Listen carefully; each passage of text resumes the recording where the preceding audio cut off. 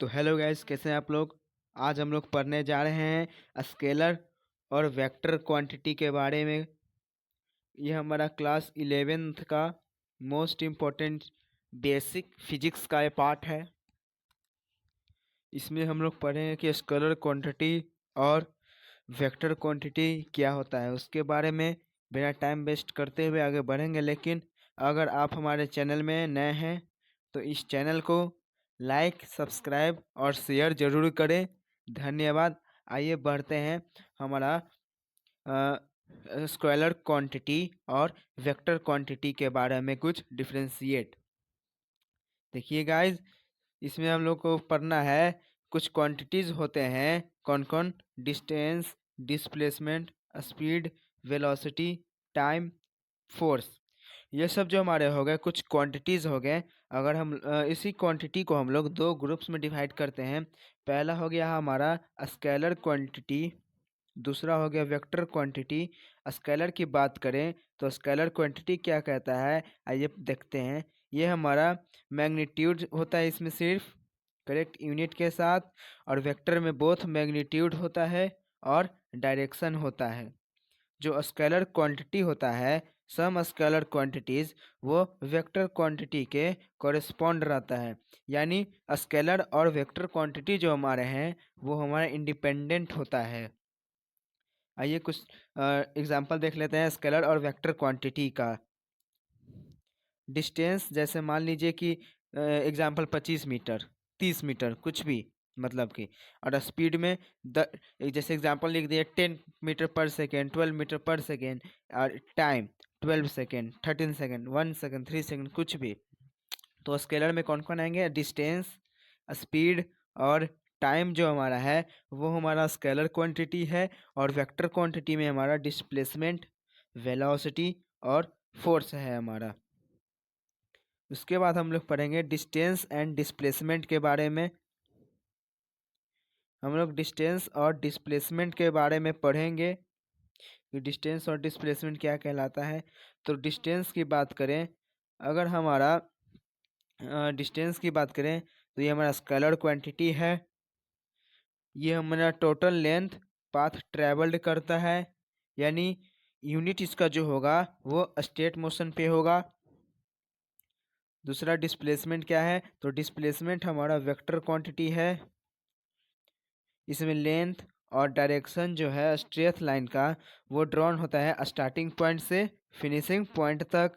यानी यूनिट और डायरेक्शन जो है इसमें स्टेटेड हो जाएगा और डिस्प्लेसमेंट इसका 0 हो जाएगा अगर हमारा डायरेक्शन नहीं होगा तब।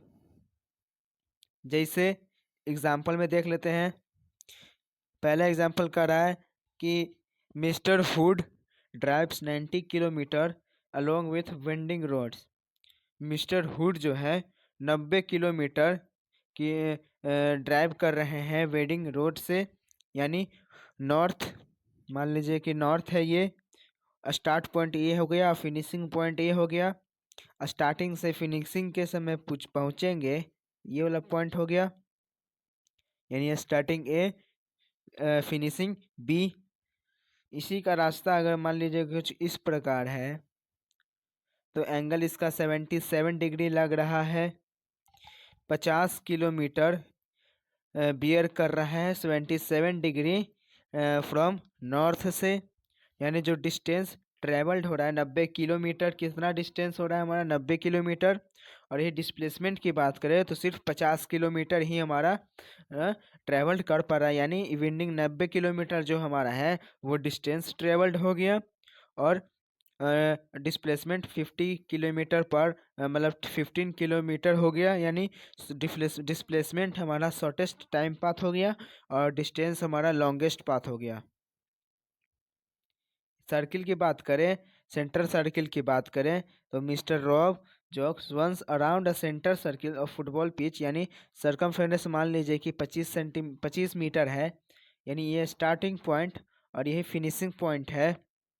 तो डिस्टेंस हमारा 25 मीटर ही होगा और डिस्प्लेसमेंट हमारा 0। क्यों? क्योंकि हम लोग जहाँ से स्टार्ट कर रहे हैं वहीं पे हम लोग आके कहाँ क्या कर रहे हैं? ख़त्म कर रहे हैं। जिस रास्ते से हम लोग चले शुरू किए थे हम लोग उसी रास्ते पे आते आते एक बार क्या हो जाता है, हम लोग उसी रास्ते पे पहुंच जाते हैं, तो डिस्प्लेसमेंट जो हमारा है वो हमारा जीरो होगा। अब पढ़ेंगे स्पीड और वेलोसिटी के बारे में, कि स्पीड और वेलोसिटी जो है वो क्या कहलाता है और इसके क्या क्वांटिटी होते हैं, वो देखिए बिना टाइम वेस्ट करते हुए हम लोग देखेंगे। जो स्पीड होता है हमारा हमारा जो स्पीड होता है वो स्केलर क्वांटिटी होता है, यानी डिस्टेंस ट्रेवल्ड होता है एवरी सेकंड से, यानी इसका फॉर्मूला हो गया हमारा डिस्टेंस बाय टाइम, यानी स्पीड इक्वल टू डिस्टेंस बटा टाइम। इसमें यूनिट जो है वो हमारा स्टेटेड मोशन पे ही रहेगा। अगर वेक्टर वेलोसिटी की बात करें तो वेलोसिटी हमारा वेक्टर क्वांटिटी है, यानी डिस्प्लेसमेंट का चेंज होना हर एक सेकेंड में, हर सेकेंड में, यानी हर एक सेकेंड में, यानी इसका फॉर्मूला जो है वो velocity equal to displacement by time, यानी जो यूनिट और डायरेक्शन है वो हमारा स्टेटेड मोशन पे रहेगा अनलेस वेलोसिटी हमारा जीरो होगा, और कब, जब हमारा डायरेक्शन अकर्स नहीं करेगा। अब हम लोग एक्सेलरेशन और डी एक्सेलरेशन के बारे में पढ़ेंगे। तो आइए पहले हम लोग देख लें कि एक्सेलरेशन क्या होता है और डी एक्सेलरेशन क्या होता है। इस डायग्राम में दिख रहा है आपको कि जो मोटर बाइक है वो एक्सक्लेरेटिंग 0 मीटर पर सेकेंड से फिर 5 मीटर पर सेकेंड गया, 5 मीटर पर सेकेंड से 15 मीटर पर सेकेंड गया, यानी स्टार्ट कहाँ से हुआ, 0 सेकेंड से, यानी कुछ 0 सेकेंड से।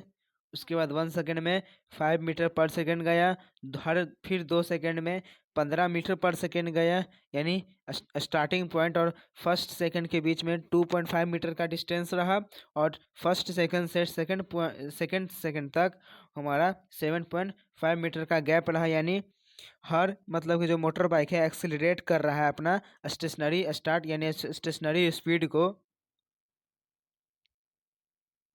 हर एक सेकेंड में वेलोसिटी हमारा इंक्रीज कर रहा है, यानी ट्रेवल इन सेकेंड बिफोर।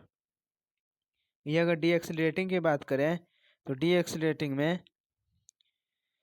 जैसे स्टार्टिंग पॉइंट ही हमारा 15 मीटर पर सेकेंड से हो गया, और एक सेकेंड में आते आते 5 मीटर पर सेकेंड का स्पीड हो गया, फिर 2 सेकेंड में हमारा 0 मीटर पर सेकेंड, यानी स्पीड हमारा जीरो हो गया। पहले स्पीड कितना था, 15 मीटर पर सेकेंड, और 0 सेकेंड से 1 सेकेंड तक, फिर 5 मीटर पर सेकेंड तक वो हमारा 7.5 मीटर डिस्टेंस ट्रेवल किया, और 5 मीटर पर सेकेंड से 0 मीटर पर सेकेंड तक 2.5 मीटर अकड़ किया, यानी डी एक्सिलरेटिंग स्टार्ट हो रहा है 15 मीटर पर सेकेंड से रेस्ट में। यहाँ से 0 से 15 मीटर पर सेकेंड था, और डी एक्सिलरेटिंग में 15 से 0 मीटर पर सेकेंड है, यानी आफ्टर ईच सेकेंड की बात करें जो वेलोसिटी है वो डिक्रीज करेगा, वेलोसिटी क्या करेगा, डिक्रीज करेगा, और इसका ट्रेवल्ड जो होगा लेस देन होगा ट्रेवल बाय सेकेंड बिफोर से। अगर हमारा क्वेश्चन है गाइज, अगर कोई ऑब्जेक्ट वेलोसिटी इंक्रीज कर रहा है विथ टाइम तो वो हमारा क्या हो जाएगा, एक्सिलरेटिंग हो जाएगा। यही अगर वेलोसिटी डिक्रीज कर रहा है विथ टाइम उसको हम लोग डी एक्सिलरेशन बोलते हैं।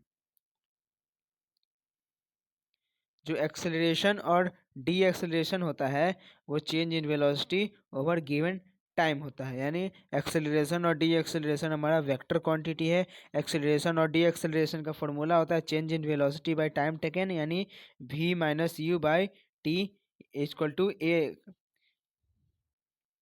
ट्रायंगल में देख लेते हैं, कुछ ट्रिक देख लेते हैं आपको।